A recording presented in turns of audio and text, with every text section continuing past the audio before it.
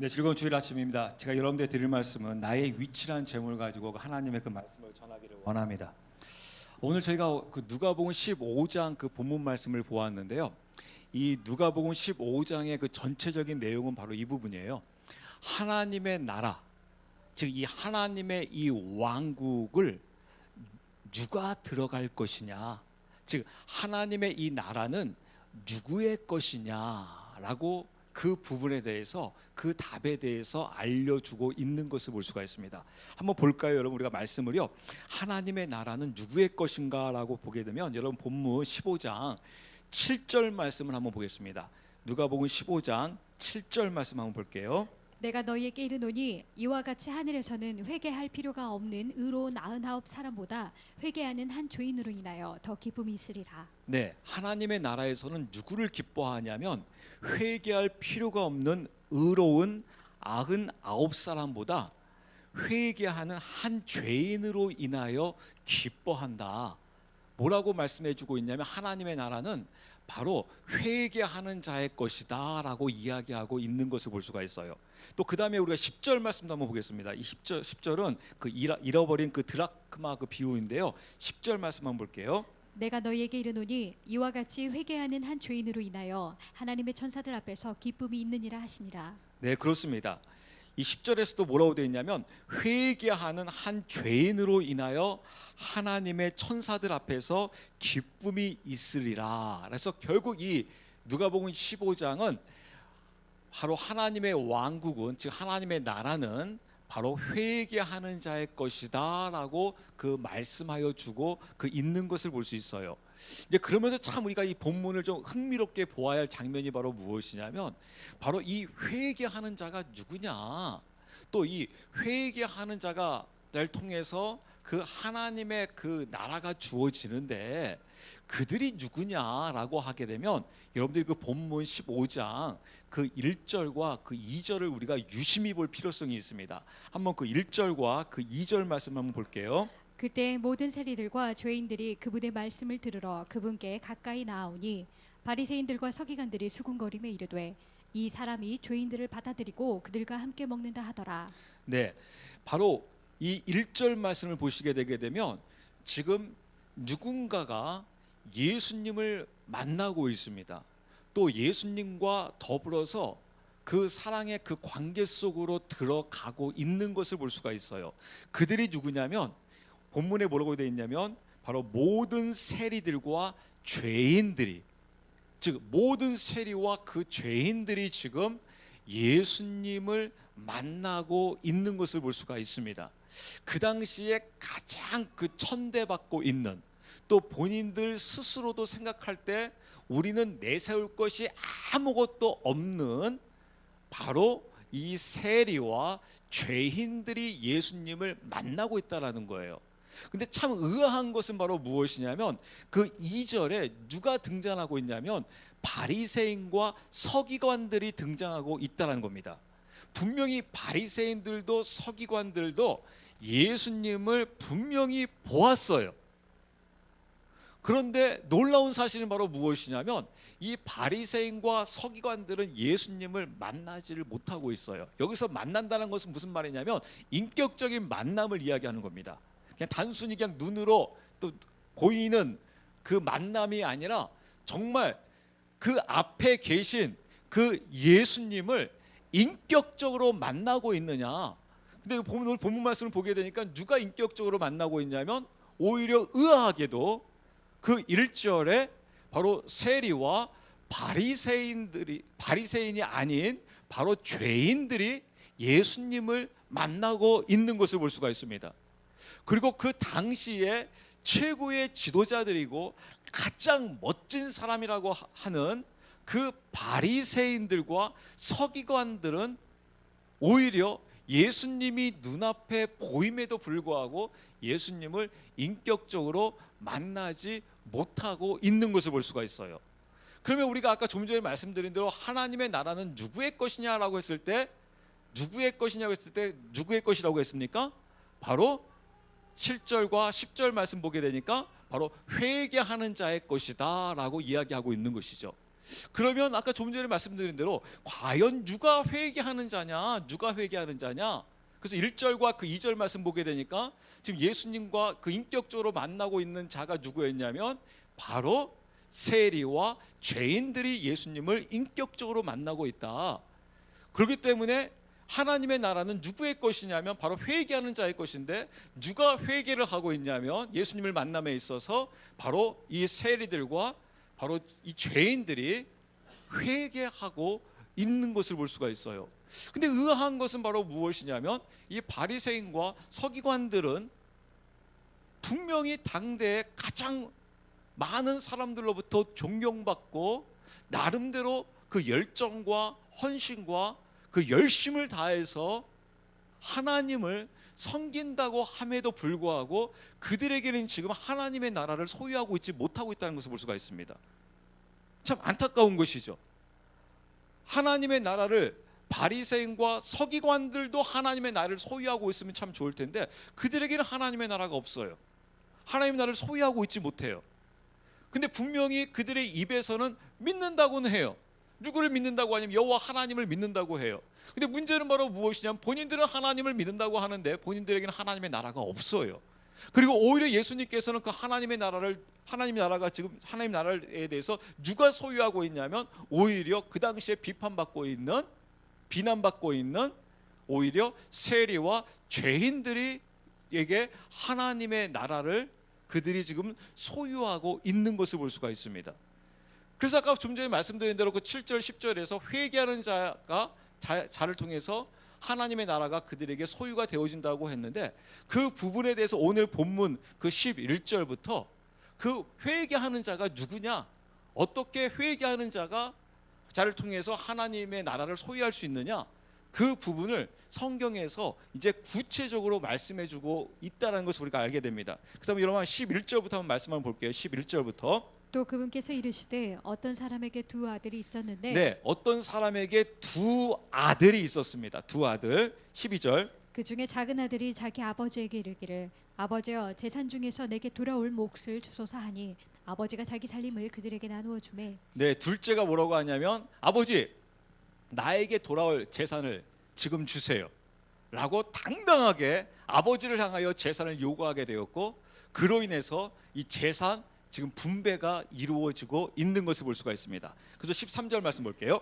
그 뒤 며칠이 안 되어 작은 아들이 전부 모아가지고 먼 나라로 가서 거기서 허랑방탕하게 살며 자기 재산을 허비하더니 그가 다 탕진한 뒤에 그 땅에서 큰 기근이 들어 그가 비로소 궁핍하게 되니라. 네, 여러분 우리가 그 13절 말씀 보게 되면 그 두 아들 중에 이 작은 아들이 아버지에게 그 재산을 요구했습니다.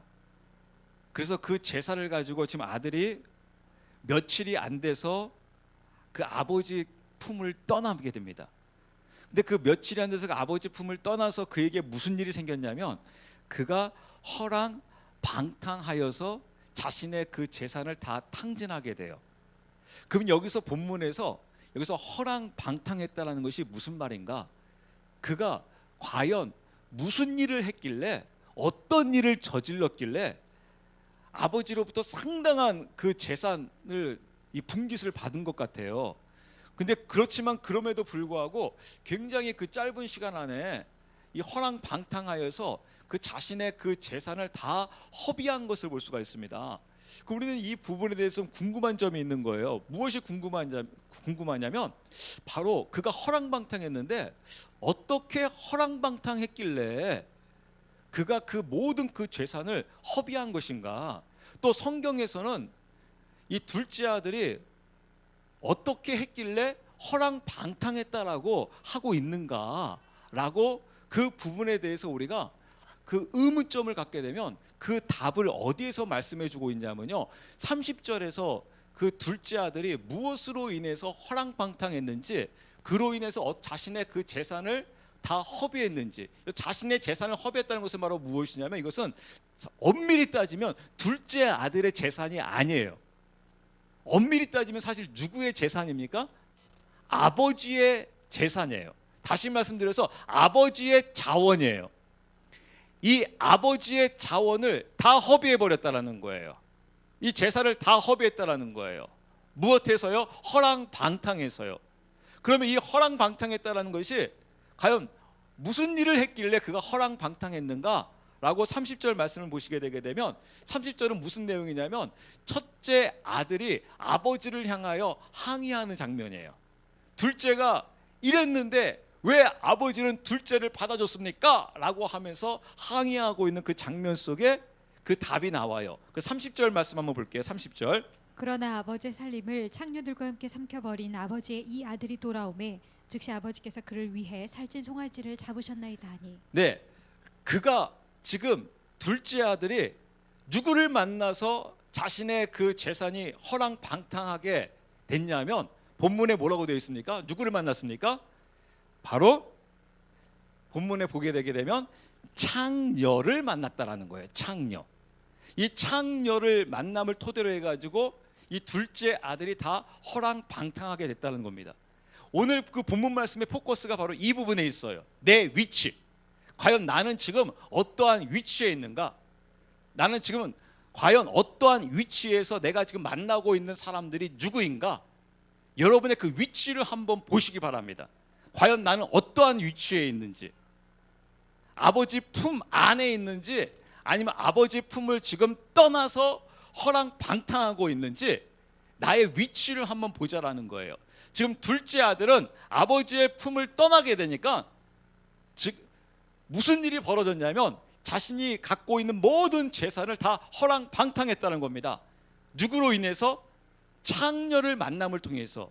여기서 말하는 본문에서 여러분 창녀는 누구를 의미하고 있냐면요, 창녀는요 주인이 없어요. 남편이 있어도 성경에서 에베소서 그 5장과 6장에서 뭐라고 말씀해주고 있냐면 남편은 아내에게 있어서 누구라고 되어 있습니까? 나의 머리라고 되어 있어요. 이 머리라고 하는 말은 무슨 말이냐면 my lord, 나의 주인이라는 말이에요. 당신은 나의 주인입니다. 나의 머리입니다. 그래서 나는 머리에 구속되어져 있습니다.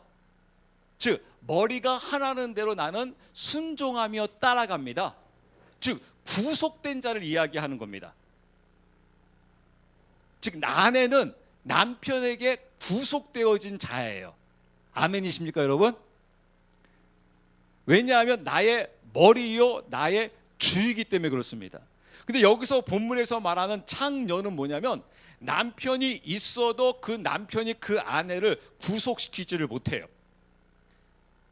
주인이 있어도 이 창녀를, 이 여자를 어느 누구도 구속시킬 수 없어요. 어떠한 남자도 이 여인을 구속시킬 수가 없어요. 왜냐하면 이 여인의 주인은 누구예요? 나예요, 나. 그래서 구속을 당하지 않습니다. 그래서 내가 주인이기 때문에 내가 어떠한 사람도 내가 만날 수 있어요. 나의 필요에 의해서, 나의 욕구에 의해서 내가 누구든지 만날 수 있어요.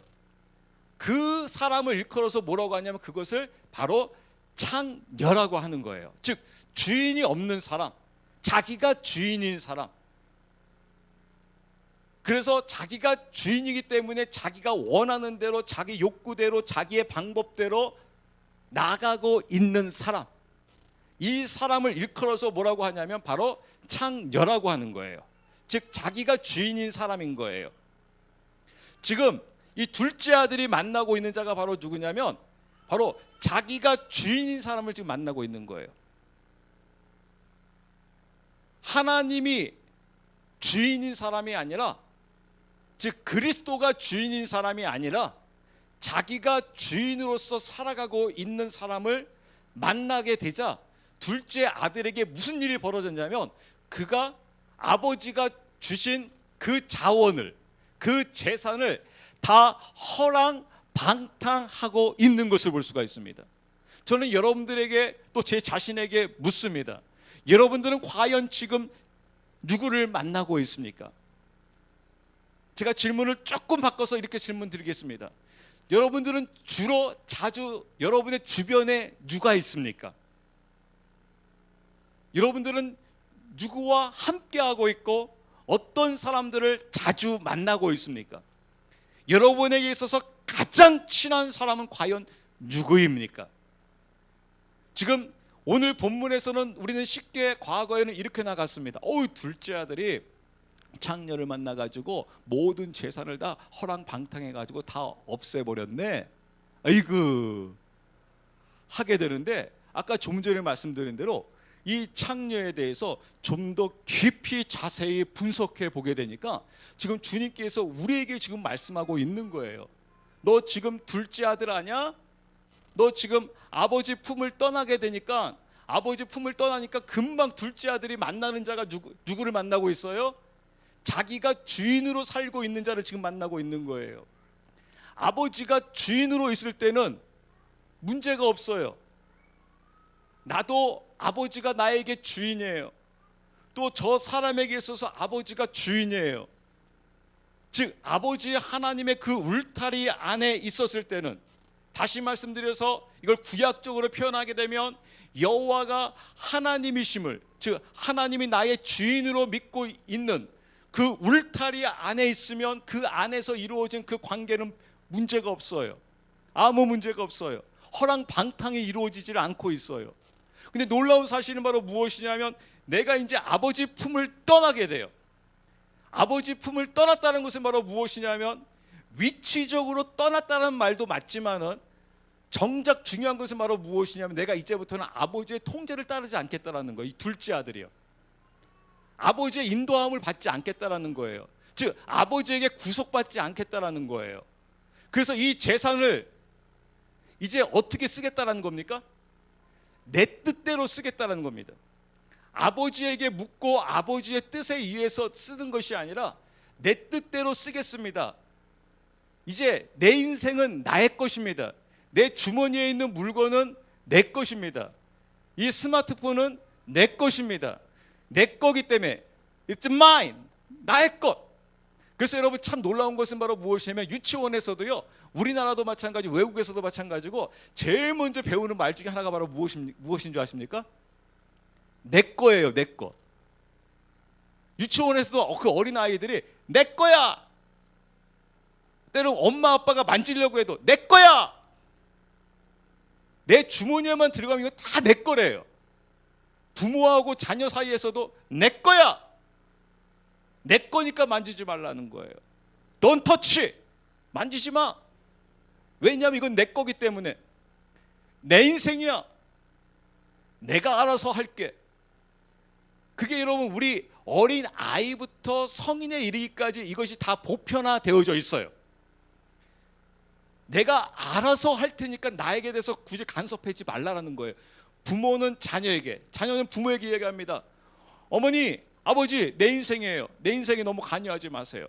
내가 원하는 사람과 내가 결혼할 것이고, 내가 원하는 직장에 들어갈 것이고, 내가 원하는 대학에 들어갈 것이고, 내가 원하는 물건을 살 것이고, 내가 원하는 것을 할 테니까 부모님은 뭐만 해주면 돼요?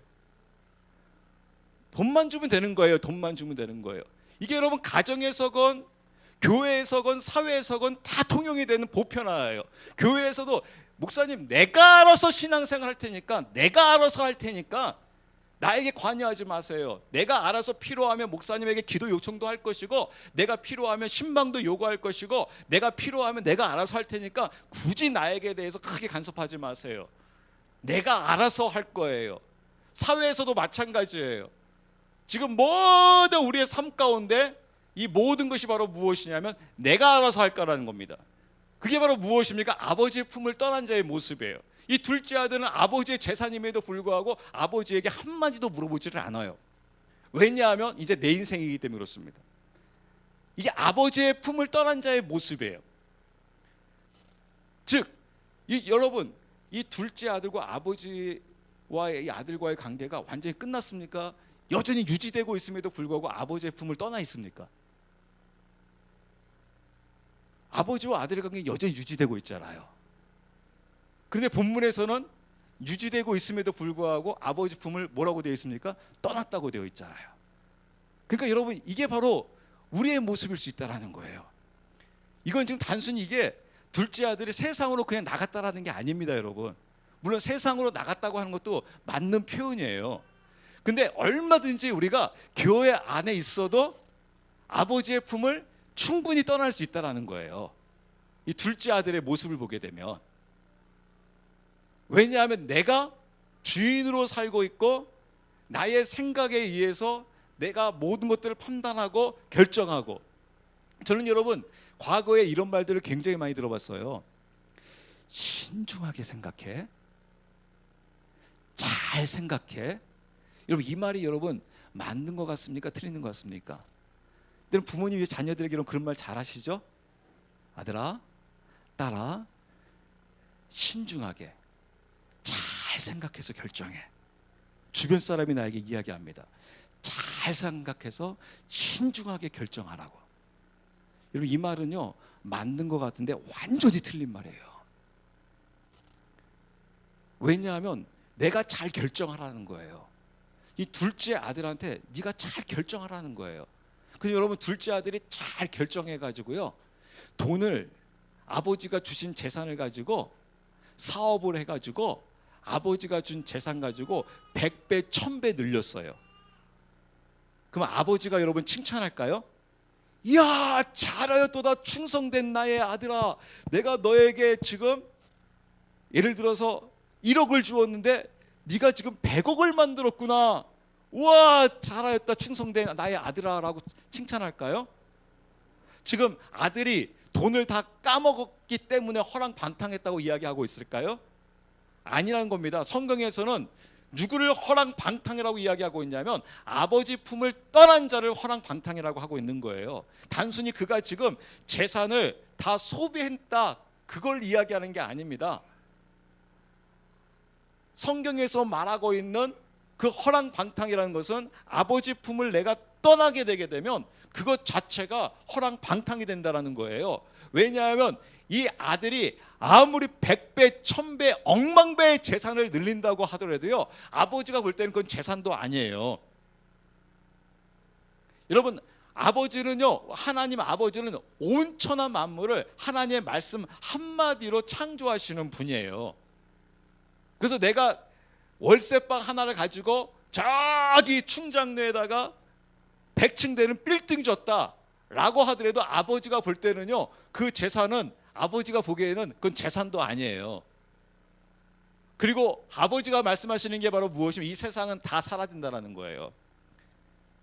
그래서 주님께서 말씀하시는 것은 바로 무엇이냐면 지금 네가 내 품 안에 있느냐, 내 품 안에 있다는 것은 바로 무엇이냐면 아버지의 구속함에 있느냐, 아버지의 통치 아래에 있느냐.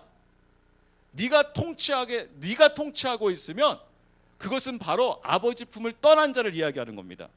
즉 아버지의 통치를 떠나게 되니까 이 둘째 아들이 바로 만나는 자가 누구였습니까? 창녀였다는 겁니다. 좀 전에 말씀드린 대로 이 창녀는 주인이 없는 자를 이야기하는 겁니다. 즉 자기가 주인인 자입니다. 내 인생은 나의 것이다 라고 하면서 내가 주인으로서 살아가고 있는 자를 성경에서는 뭐라고 이야기하고 있냐면 바로 그가 바로 창녀라고 이야기하고 있는 거예요. 그래서 우리는 여기서 한번 보자라는 거예요. 과연 나는 지금 내 주변에는 지금 어떤 사람들이 있는가? 나는 지금 누구를 만나고 있는가? 자신의 인생을 자기가 책임지면서 자신이 주인으로 살고 있는 사람들이 내 주변에 허다하고 그 사람과 내가 친밀한 관계 속에 있다고 하게 되게 되면 지금 나는 어떠한 위치에 있을 수 있는 가능성이 많냐면 이 둘째 아들의 위치에 있을 가능성이 많다라는 겁니다. 그래서 무슨 일이 벌어지냐면 허랑방탕함이 이루어지기 시작한다는 겁니다. 이것이 지금 성경에서 주님께서 우리에게 말씀하고 있는 장면인 것을 볼 수가 있어요. 근데 여러분 중요한 게 있습니다. 이 아들 누구의 아들입니까? 주인의 아들이에요. 이 주인의 아들이기에 그에게 축복이 따라옵니다. 어떠한 축복이 따라오냐면 오늘 본문 말씀 보게 되니까 자기 재산을 다 허비하게 됩니다. 즉 자기의 자원 모든 것들을 다 잃어버려요. 무엇으로 인해 가지고요? 그 창녀와 허랑방탕함을 통해서 다 잃어버리고 있는 것을 볼 수가 있습니다. 저 자신에게, 여러분들에게 저는 이런 축복을 하기를 원합니다. 사랑하는 우리 성도 여러분이요, 아버지 품을 떠났을 때, 즉 그 아들이 아버지 품을 떠났을 때 모든 것을 다 잃어버릴 수 있는 저와 여러분들이 되기를 바랍니다. 아멘이십니까 여러분? 왜냐하면 사생아는 잃어버리지 않습니다. 사생아는 하나님께서 간섭하지 않겠다고 되어 있습니다. 사생아는 그대로 두시겠답니다. 그러나 아들은 하나님께서 가만두지 않겠답니다. 왜냐하면 아들이기 때문에 그렇습니다. 그래서 그 아들이 허랑방탕하여서 아버지 품을 떠났을 때 그가 갖고 있는 모든 것을 다 잃어버린다는 것은, 그것은 축복입니다. 이 한국이라는 나라가 하나님의 축복받는 나라, 우리 장로님이 자주 기도 속에 나오는 것처럼, 주님, 고 이승만 대통령이 이야기했던 것처럼 이 땅이 바로 동방의 예루살렘이 되기를 원합니다 라고 고백하는 것처럼, 이 한민족이 하나님의 축복 가운데 있는, 그래도 하나님의 소망 가운데 있는 민족이라고 한다면, 그리고 만약에 이 민족이 아버지 품을 떠났다고 하게 되면 이 민족이 모든 것들을 다 잃어버릴 수 있는 대한민국이 되기를 축복합니다. 아멘이십니까 여러분? 아들은 다 잃어버렸습니다. 경제적으로 모든 것들을 다 잃어버렸습니다. 오히려 이것이 우리에게 축복으로 다가온다라는 겁니다. 저는요, 요번에 깨달았어요. 이야, 저는 이 폭염 속에서, 여러분 행복하시죠? 며칠 전까지만 해도 더워, 너무 더워. 그래서 제가 오늘 아침 일찍 교회 오는데 긴팔 입고 싶어요. 잠을 자는데 창문을 닫고 자고 있어요. 바로 전날까지 밤새도록 선풍기를 켜고 잤었는데 바로 하루도 안 돼가지고 선풍기를 끄고 이불을 덮고 자고 있어요. 그러면 제가, 이야, 비의 능력, 하나님이 낮추셔야 되는구나. 거기다가 태풍을 기다렸어요. 태풍이 한번 와서 발칵 뒤집어져야 되는구나. 물도 한번, 바다도 한번 싹 뒤집어져야 되고, 한번 뭐가 싹 뒤집어져야지, 이 뒤집어질 때 이게 요동치고 막 난리 나고 이게 끝났다고 생각하는데 나중에 알고 보니까 이게 축복이었어요. 그래서 야, 이 태풍이 중요하구나. 하나님이 해 주셔야 되는구나. 지금 이 둘째 아들에게 무슨 일이 벌어졌냐면, 이 둘째 아들이 모든 것들을 다 허비하게 됐다는 거예요. 그래서 여러분 14절 말씀 보시게 되면 또 재밌는 게 바로 무엇이냐면, 그 땅에 기근이 들어 그가 비로소 궁핍하게 되니라. 그의 환경이, 재산까지 허비되어졌는데 문제가 바로 무엇입니까? 기근이 들었어요. 기근이 들게 되니까 무슨 일이 생겼냐면 궁핍하게 됐다는 겁니다. 참 이게 여러분 이 둘째 아들에게 있어서 축복인 것을 볼 수가 있어요. 왜냐하면 본인만 재산이 망하고 주변은 풍요로우면 그래도 먹고 살 수가 있어요. 뭔가 좀 빌어서라도 먹고 살 수가 있어요. 근데 문제는 바로 무엇이냐면 주변까지 다 기근이 되어버렸다는 거예요. 만약 이것을 우리 한국으로 비교한다고 하면 우리 한국 경제가 완전히 휘청거려가지고 완전히 그냥 거의 망할 직전에 있는데 세계 경제까지 다 불황이에요. 그래서 IMF가 어디건 다 돈을 빌려줄 수가 없는 거예요. 그랬을 때 어떻게 되겠습니까? 완전 난리 나는 거잖아요. 제가 이렇게 웃으면서 이야기하고 있지만 이거는 보통 일이 아니잖아요. 근데 지금 둘째 아들에게 지금 무슨 일이 벌어졌냐면 이 일이 벌어졌다는 겁니다. 자신의 재산을 다 탕진하게 되고 그리고 그가 궁핍하게 되었다는 거예요. 그래서 무슨 일이 벌어지냐면 재밌는 일이 있습니다. 15절 말씀 보세요. 15절. 그가 가서 그 나라의 국민 중 하나에게 연합하니 그 사람이 그를 자기의 들로 보내어 돼지를 치게 하니라. 네, 이 둘째 아들에게 이런 축복이 주어졌음에도 불구하고 이 둘째 아들은 마지막까지 누구를 잡으려고 했냐면 이 둘째 아들이 이방인에게 가요. 그래서 이방인에게 도움을 요청하는 겁니다. 즉 우리에게 어려움이 생기게 되게 되면 이제 막바지까지 가게 되게 되면 내 주변에 아는 사람까지 다 가는 겁니다. 이제 가서 이제 나의 이 궁핍함을 좀 채워달라 라고 하면서 이 이방인에게 가서 이 궁핍함을 채우려고 했었어요. 그랬더니 이 이방인이 딱 이 주인의 아들을 누구를 어디로 보내버리냐면 돼지 치는 자리로 보내버리는 겁니다. 여기서 여러분 돼지라는 것은요, 그 당시에 유대인들은요 돼지는 쳐다보지도 않아요. 그들은 돼지를 키우지를 않습니다. 왜냐, 하나님께서 돼지를 먹지 말라고 했기 때문에 그들은 돼지를 먹지 않아요. 그래서 짐승 중에서도 돼지는 아주 그냥 전혀 귀중한 존재가 아닌 거예요. 그런 그 돼지 취급을 하고 있는 것을 볼 수 있습니다. 즉 돼지 치는 자리까지 가요. 여기에 여러분 굉장히 중요한 의미가 있습니다. 그가 지금 아들의 위치에서 어디까지 떨어졌냐면 돼지 치는 자리까지 떨어져요. 근데 이게 여러분 아직까지 바닥이 아니에요. 그 다음 말씀 보시게 되게 되면 더 밑으로 떨어져요. 그 더 밑이 어딘지 한번 보겠습니다. 16절. 그가 돼지들이 먹는 곡식 껍질로 자기 배를 채우려 하되 아무도 그에게 주지 아니하므로. 네, 그가 어디까지 가냐면요, 나중에는 너무 배고프고 궁핍하니까 돼지가 먹는, 이제 개역 개정에서는 쥐염 열매라고 되어 있습니다. 바로 돼지가 먹는 곡식 껍질을 먹으려고 해요. 그러니까 돼지가 먹는, 꿀꿀이가 먹는. 그러니까 여러분 돼지가 먹는다라는 것은 여러분 어떻게 보게 되면 먹을 수 없는 거예요, 거의. 제가 여러분 저희 집에 이제 애완견을 키우는데, 우리가 여러분 보통 개를 키워도 특히 저희 집에 이제 작은 개는 웬만해서 상한 거를 줄 수가 없어요. 예전에 제가 몇 년 전에 저도 몰랐는데 이 녀석이 상한 거 먹었다가 제가 그냥 동물병원 가가지고 얘 치료하는데 그냥 돈 20몇만 원 들여가지고 밤새도록 이 장염 걸려가지고 살리는데 얼마나 힘들었는지 몰라요.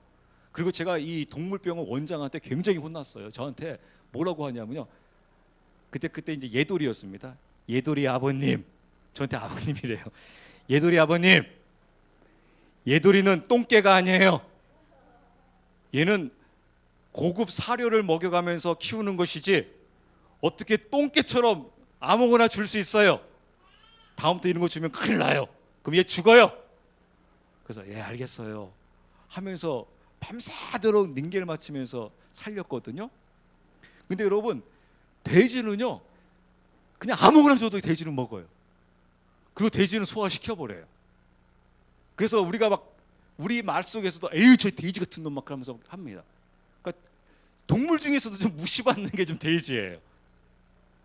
그런데 지금 이 둘째 아들은 어디까지 떨어지냐면요, 돼지가 먹는 음식을 먹고자 하는데도 이걸 먹을 수가 없는 거예요. 근데 여러분 아십니까? 놀라운 것은요, 이 사실을 여러분 아셔야 돼요. 본문에서 우리에게 뭘 가르쳐주고 있냐면요, 지금 너의 위치가 어떻게 보게 되면 돼지는 양호하다, 돼지보다 더 못한 존재임을 네가 깨달아 알고 있느냐, 이걸 본문에서 이야기하고 있는 거예요. 어떻게 여러분들이 놀라울 수 있을 거예요. 아니 이게 말이 돼? 근데 성경은 지금 무엇을 가르쳐 주고 있냐면, 너의 지금 위치가 돼지 수준보다도 더 못한 존재인지를 네가 지금 알고 있느냐, 이것을 깨닫기 전까지는 무슨 일이 안 생기냐면요, 아버지 품으로 돌아가지 않는다라는 거예요. 여러분 그 다음 본문 말씀 보고 제가 설명해 드릴게요. 그가 지금 돼지가 먹고자 하는 열매를 먹고자 하였으나 먹을 수가 없었더라 라는 돼지보다도 못한 위치에 자가 있음을 알게 된 겁니다. 누구를 보면서요? 돼지를 보면서요. 돼지를 보면서 이야, 알고 봤더니 내가 너보다도 못한 존재네. 너는 그래도 돼지 음식이라도 너는 먹을 수 있잖아. 돼지가 먹는 음식조차도 먹을 수 있잖아요. 나는 지금 무엇도 먹을 수가 없어요. 사람이 먹는 음식이 아니라요, 돼지가 먹는 음식조차도 나는 먹을 수가 없는 거예요. 그래서 과거에는 내가 돼지를 이렇게 보고 있었는데 지금 이 둘째 아들은 지금 돼지를 이렇게 보고 있는 거예요. 우러러보고 있는 거예요. 난 돼지보다도 못한 존재네. 알고 봤더니 난 돼지가 먹을 수 있는 음식도 나는 먹을 수가 없네 라고 하면서 자신의 위치를 알게 돼요. 그걸 파악하게 돼요. 그러자 무슨 일이 생기냐면 17절의 말씀이 드디어 17절이 이루어지게 됩니다. 17절이 무엇인지 볼게요. 그제야 그가 정신을 차리고 이르되 내 아버지께는 빵이 풍족하여 나누어 줄 수 있는 품꾼이 얼마나 많은가. 그런데 나는 굶어 죽는구나. 내가 일어나 내 아버지께 가서 그분께 이르기를. 네, 그렇습니다. 그제야 그가 무엇이 깨어났다고 되어 있습니까? 정신이 깨어나. 그가 어떠한 위치에 있게 되냐면 돼지보다도 못한 존재에 있게 되자 그가 드디어 정신이 깨어났다라는 거예요. 이 일이 최 목사인 저하고 여러분 모두에게 이 일이 이루어져야 한다는 겁니다. 너의 위치가 지금, 나의 위치가 지금 돼지보다도 못한 위치에 임을 깨달아져야지 내 정신이 깨달아진다라는 거예요. 깨어난다라는 거예요. 그래서 누구를 보기 시작하냐면 아버지를 보기 시작한다라는 거예요. 저도 처음에는 이 말씀이 이해가 가지 않았어요. 그러다가 어느 순간에 처음에는 주님, 제가 돼지보다도 못한 존재입니까? 제가 하나님의 형상으로 창조됐잖아요. 나는 생각한다. 고로 나는 인간이다. 만물의 영장으로 항상 생각하면서 내 자신을 위대하게, 인간을 위대한 위치에서 보고 있었는데 주님께서 이런 마음을 주시는 거예요. 야 필구야 봐라. 돼지는 모든 음식들을 다 먹어. 마치 우리 인간사에서도 욕심 많은 자를 뭐라고 하냐면 돼지처럼 먹는다, 돼지처럼 욕심 부린다고 해. 근데 너 그거 아니? 돼지는 자기 배를 채우는 데만 좀 어느 정도 좀 많이 먹을 뿐이지 남에게 피해는 안 준다. 다시 말씀드려서 저는 지금까지 돼지가 죄지었다는 말을 못 들어봤어요. 주님께서 돼지를 보면서 이 죄인아 회개하라.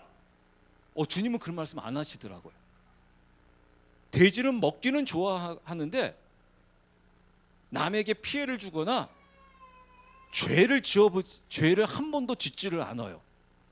하나님을 향하여 한 번도 반항해 보지 않고 하나님을 저버리지 아니하고 죄를 한 번도 지어본 적이 없어요. 그런데 로마서 말씀 보게 되니까 성경에 뭐라고 되어 있냐면 의인은 없나니 어느 정도로 없대요? 한 사람도 없나니 모두가 다 죄인으로서 다 사망이다, 멸망이다 이야기예요. 주님께서 이렇게 말씀하지 않으세요.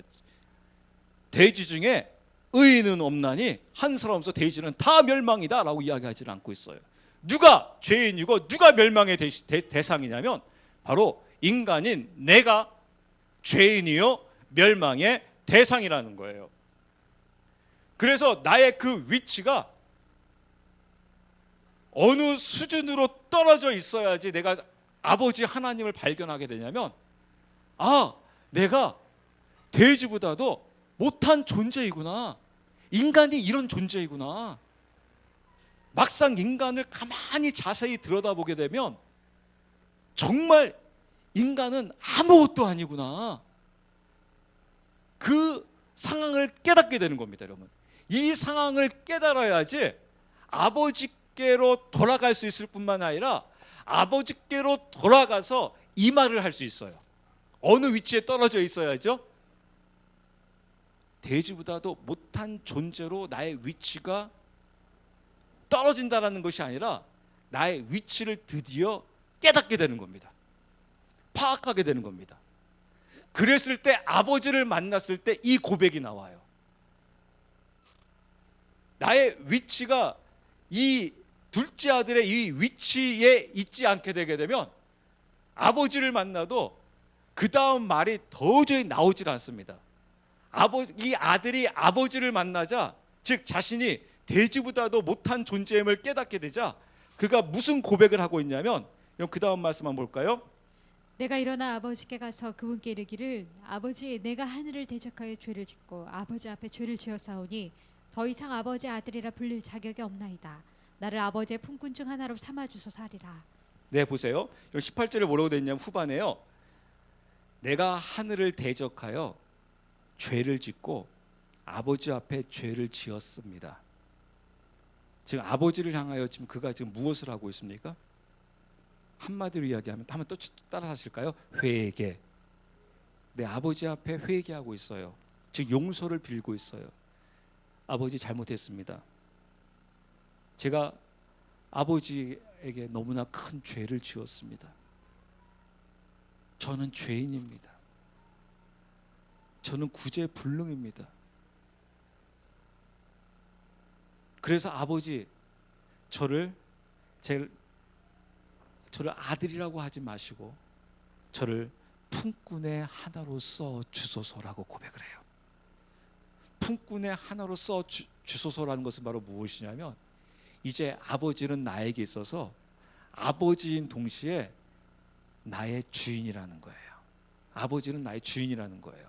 그래서 아버지의 통치에 구속에 전적으로 내가 이제 아버지 뜻에 순종하겠다라는 거예요. 그 전까지는 싫어요. 내 인생은 나의 것이에요. 아버지가 뭔데요? 아버지는 열심히 돈만 주면 돼요. 내 인생은 내가 알아서 할 거예요. 그러고 살았는데 이제 아버지는 저의 아버지인 동시에 저의 주인입니다. 즉 나의 왕입니다. 신하가 왕의 말을 듣지 않게 되게 되면 어떻게 되는 겁니까? 처참하게 죽임을 당한다라는 거예요. 그래서 이 종은 즉 신하는 이 왕의 주인의 말에 전적으로 따르겠나이다. 이제 제가 알았습니다. 아버지는 저에게 있어서 생명인 동시에 아버지는 저에게 있어서 주인이에요. 왕이에요. 그래서 아버지의 말에 전적으로 순종하며 제가 따르며 나가겠나이다. 드디어 이 둘째 아들이 아버지에 대해서 무엇을 하기 시작했냐? 아버지를 믿기 시작한 거예요. 지금 믿음을 여기 성경에서 이야기하고 있는 겁니다. 믿음이 무엇이냐? 둘째 아들이 그 전에도 분명히 아버지의 아들로 있었어요. 그러나 그에게 있어서는 아직 아버지가 자신에게 있어서 그를 아버지를 인격적으로 만났다고 할 수가 없습니다.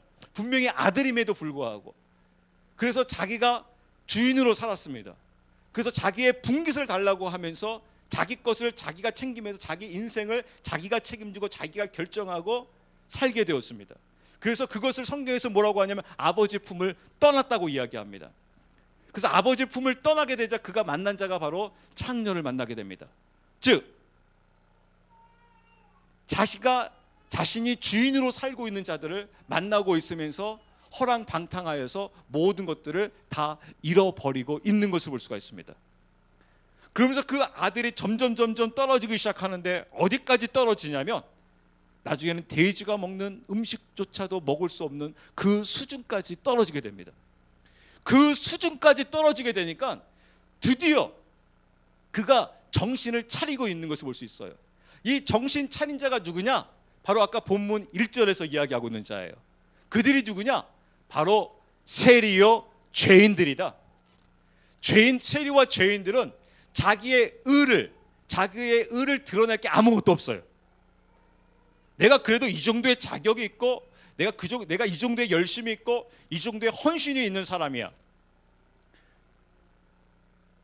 그런 사람은 아버지를 못 만난다는 거예요. 그가 바로 누구입니까? 2절에 나타난 바리새인요 서기관들이에요. 서기관들은 여호와 하나님을 믿는다고 하는데 자신의 의를 드러내요. 자신의 의를 드러내는 것은 바로 무엇이냐면 나는 여호와 하나님을 섬기면서 나는 안식일을 이렇게 지키고 있고 나는 이렇게 신앙생활을 하고 있고 나는 이러한 삶을 살아가고 있어 라고 하면서 본인 스스로가 어떤 위치에 있냐면 나름대로 아버지에게 사랑받기에 합당한 자의 위치에 있다고 생각을 해요. 즉 자신을 의인으로 생각하고 있는 겁니다. 그래서 성경에서는 뭐라고 하냐면 의인은 의사가 필요하다니까 필요 없다고 합니까? 필요 없대요.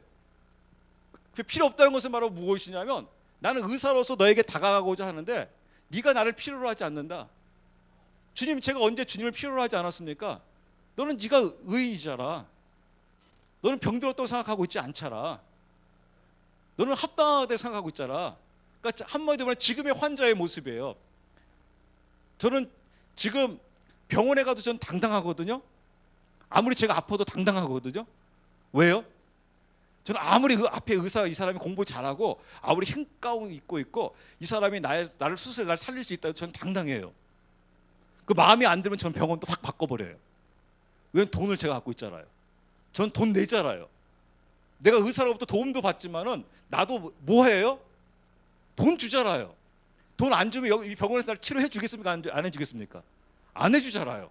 쌍방간에 우리가 서로가 나름대로 비록 내가 의사와 환자의 위치에 있다 하더라도 내가 꿀릴 위치는 아니에요. 그렇죠? 왜 나도 뭔가 괜찮은 위치에서 단순히 내가 몸이 아파서 간 것뿐이고 나는 그것에 네가 나를 치료해 주면 나는 그거에 대해서 난 돈을 지불하기 때문에 나는 너에게 있어서 크게 위치가 내가 꿀리는 위치는 아니에요. 그렇기 때문에 나는 당신에게 돈을 주면 돼요. 근데 성경에서는 지금 그걸 이야기하고 있는 게 아니에요.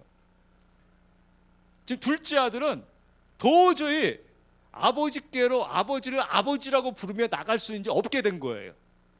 자신이 갖고 있는 걸 보게 되니까 자기 위치를 보게 되니까 나는 돼지보다도 못한 존재예요. 돼지보다 못한 존재인데 나에게 내세울 게 아무것도 없어요. 이 세리들이 죄인들이 자기를 내세울 게 아무것도 없어요.